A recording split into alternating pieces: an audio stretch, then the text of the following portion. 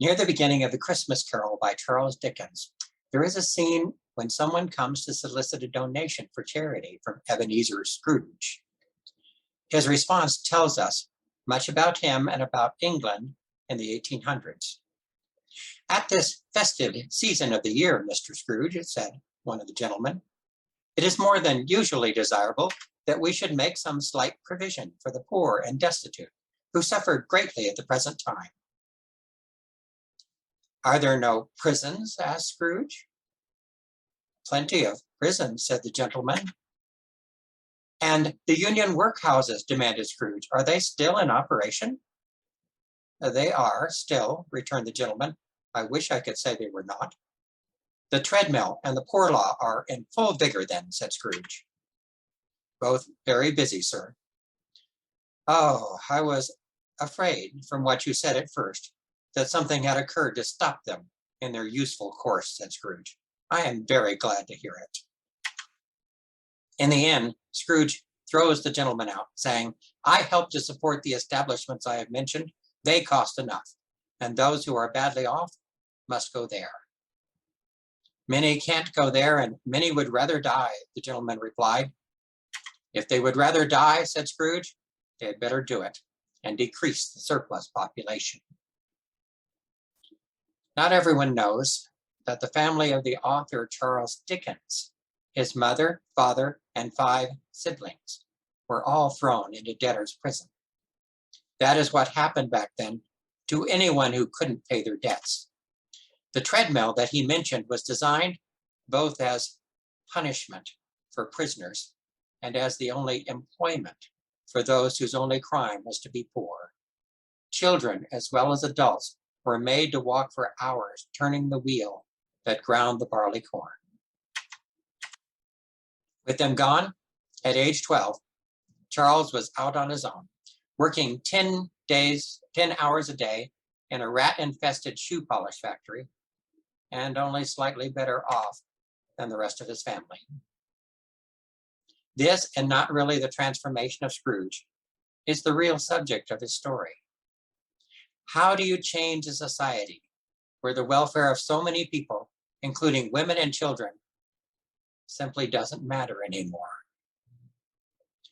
The answer is that you change hearts and help people to see that such an attitude of indifference comes with a terrible cost. In a way, in his own time and place, Charles Dickens was sounding the very same alarm that John the Baptist once did in Jesus' time. Back then, they also needed to change their hearts so that their society could change too. John was much more direct in calling all of them a brood of vipers, but then he didn't have the term Scrooge that he could apply to those who were ignoring the needs of other people around them. It is how John replied when the crowd asked him, "What should we do?" that tells us that this was really about much more than just personal religion and baptism. "What should we do?" the crowd asked John, and John answered them, "Anyone who has 2 shirts should share with the one who has none, and anyone who has food should do the same." That was a radical call to reconsider their relationship with the things of this earth. Possession of any surplus was to be considered an opportunity to share your wealth with those in need. It is such a simple idea, but it is almost anathema in our society. We have come to believe that whatever we possess belongs only to us. In other societies, that is not true. In the late 1800s, an effort was made to improve the lot of the Navajo Indians by providing land and tools and seed for farming. It was thought that they would grow in wealth and prosper and then properly assimilate into the American way of life. What happened was that instead of sending the surplus they made to market, they gave it away to anyone who needed it. The experiment was a failure, but also a great success in fighting hunger on the reservation at the time. Their whole society was communal, as was the early Christian church. They sold property and possessions to give to anyone who had need. So we read in the book of Acts. They broke bread in their homes, ate together with glad and sincere hearts, praising God and enjoying the favor of all the people. John would have approved. Charles Dickens might have approved as well. He wondered why, in a time and place when so many had great wealth, there should also be so many who were hungry. He thought that ought to change. For him, the problem wasn't that the wealthy were wealthy. It was that they seemed to have no compassion for those who were not. Most of us have more than one shirt. That is not really the problem. The problem arises when we don't care about those who do not. It is our indifference to their situation that creates the problem. When we meet someone in need, if our first gut response is, "That's not my problem," well then, hello, Scrooge. Some tax collectors came to John asking him, "What should we do?" John answered them saying, "Don't collect any more than you are required to." They often did, of course. That was just business. The king wanted what he wanted, but anything else they could collect was theirs to keep. That was pure profit. If they all did what John told them to do, then there wouldn't be much profit in being a tax collector. Most of us know how our economic system works, but sometimes it is painfully obvious when profit is placed above people. In 1999, the price of insulin was $21. At one point more recently, it soared to over $600. That had nothing to do with the cost of making it, which had changed very little. It was all about greed. The price was raised because the manufacturer could do so, and they wanted a cash crop for their business. Even today, the price of insulin in the United States is still 10 times what it costs in other countries. Hello, Scrooge. That is not just business. It is people's lives. If you don't care about people's lives, then you should not even be in that business. John would rightly rank them with the tax collectors. And generally, in fact, the rule applies to all business. Don't collect any more than you are required to. Don't inflate the bill or hike up the price unreasonably because you think you can. Keep your business alive, certainly, but also pay your workers. And for God's sake, don't use profits as a way to live like a king while your employees are struggling to live at all.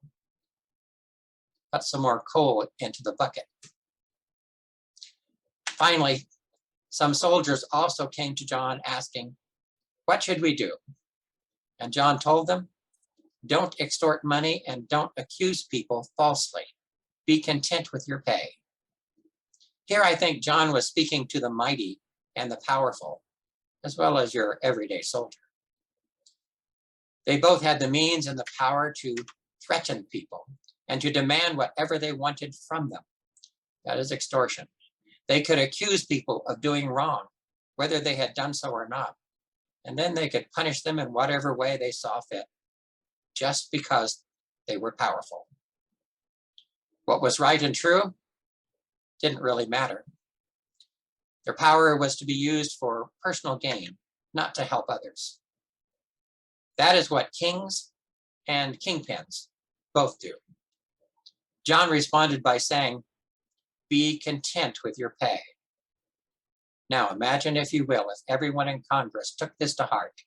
They would have to learn how to live on a measly $174,000 per year. More important here is John's warning. Don't accuse people falsely. That, after all, is one of the 10 commandments. Thou shalt not bear false witness against thy neighbor. That John needed to remind them of that seems to indicate that people with power have a problem speaking truth sometimes, especially if it's not in their own self-interest to do that. They forget that it is really always in their own self-interest to value truth over falsehood. because when the truth no longer matters, no one is safe from being falsely accused of something. Proverbs 12:22 also applies. The Lord detests lying lips, but he delights in people who are trustworthy. To his credit, Ebenezer Scrooge actually did seem to care about the truth. The spirits that haunted him on Christmas Eve gave him a chance to see things that he did not want to see, but also to learn what the truth really was and what he should do. At one point, the spirit of Christmas present revealed to him two children. This boy is ignorance, he tells Scrooge. This girl is want. Beware them both, and all of their degree. But most of all, beware this boy, for on his brow I see that written which is doom, unless the writing be erased. Have they no refuge or resource, cried Scrooge. Are there no prisons, said the spirit, turning on him with his own words. Are there no workhouses? Dickens thought ignorance was even worse than want, for without an education, children are doomed to a life of poverty. And such a permanent underclass in any society will eventually bring down the whole society. The lessons here are clear, and they are echoed in the gospel.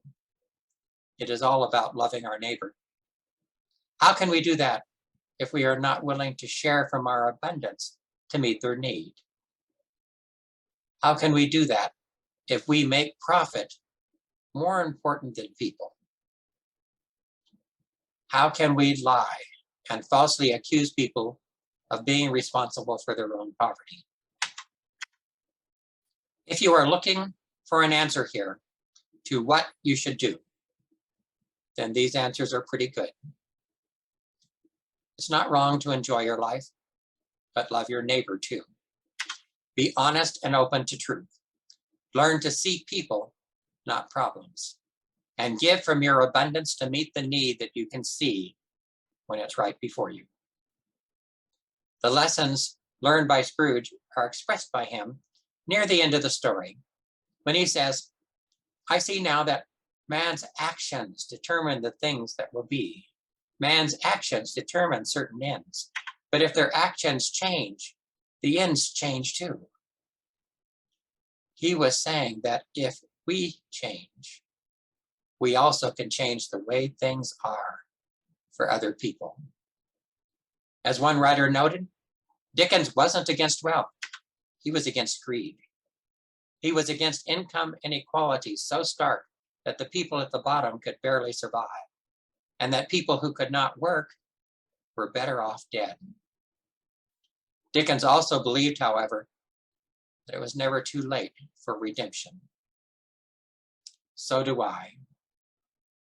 Hello, Scrooge. Let me introduce you to Jesus. Be safe, and God bless you.